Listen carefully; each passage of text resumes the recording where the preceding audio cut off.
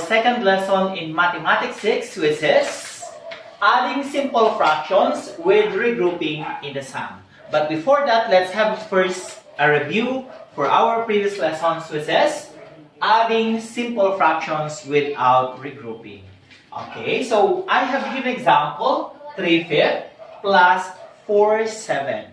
So what will we do? We have to give first the least common denominator of the two dissimilar fractions. So it says 7 and 5. The least common denominator is 35.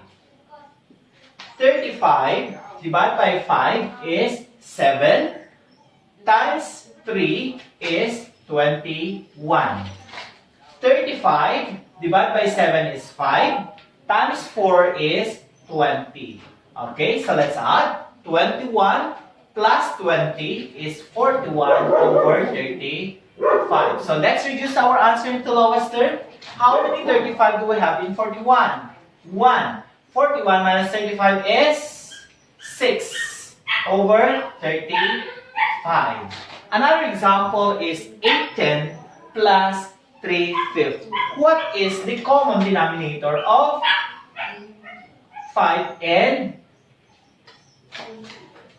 10?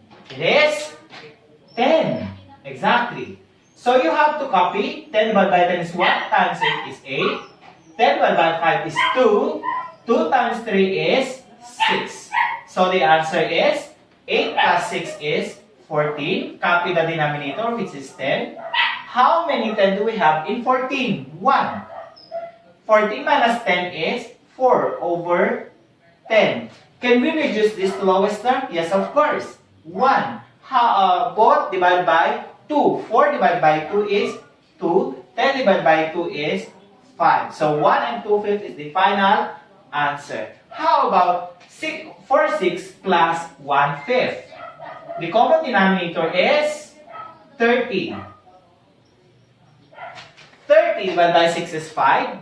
5 times 4 is 20 plus 30 divided by 5 is 6. 6 times 1 is 6. 20 plus 6 is 26. Divide over 30. And can be reduced to lowest term, which is 26 over 30, both divided by 2, that is 13 over 15. So, this is how to add simple fractions without regrouping. So, this time, let's now proceed to adding simple fractions with regrouping in the sum. Okay. So, first of all, let's go back in getting the least common denominator of a fraction. Again, I will give you an example which says 1/3 and 1/2. What is the least common denominator of 3 and 2? Yeah. So, skip counting. 3, 6, 9, 12, 15, etc. 2, 4, 6, 8, 10, 12, etc. So, again, we have to look into common multiples. We have 6, we have 12, but we have to consider the least common denominator, which is 6. Okay, so this time, let's now proceed with our lesson. What is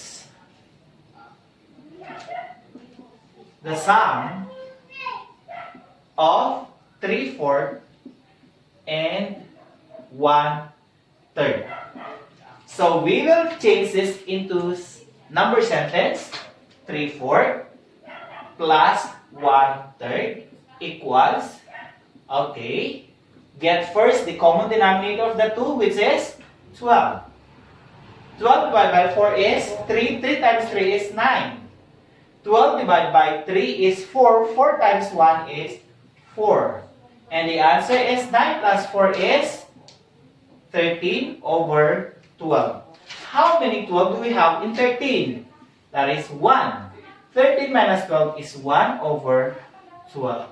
So that is an example for adding simple fractions with regrouping in the sum. Bulka. 3. I will give you another example, which is 2/3 plus 4/5. What is the common denominator of the two? 3 and 5, that is 15. 15 divided by 3 is 5. 5 times 2 is 10. 15 divided by 5 is 3 times 4 is 12. So, 10 plus 12 is 22 over 15. How many 15 are there in 22? 1. 22 minus 15 is 7 over 15. So, that is how to add simple fractions with regrouping in the sum. The first thing that you will do is, you have to look into the least common denominator of the given fractions, but then change the dissimilar fractions into similar fractions, after which you add and reduce the answer to lowest term. Okay, so that is our lesson for the day. Again, to all grade 6 learners, good luck!